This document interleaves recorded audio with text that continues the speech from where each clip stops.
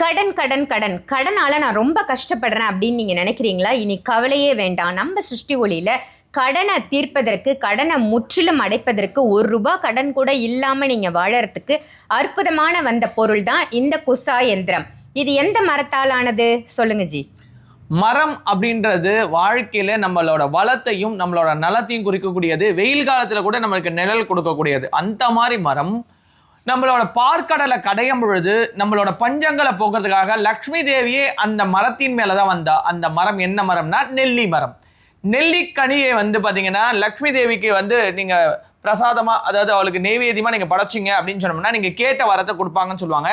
அப்பேற்பட்ட அந்த நெல்லி மர கட்டையில பாத்தீங்கன்னா இந்த குசா யந்திரத்தை வரைஞ்சிருக்கும். இந்த குசா யந்திரம் யாரோடதுன்னா முழுக்க முழுக்க அகத்திய பெருமானோடது.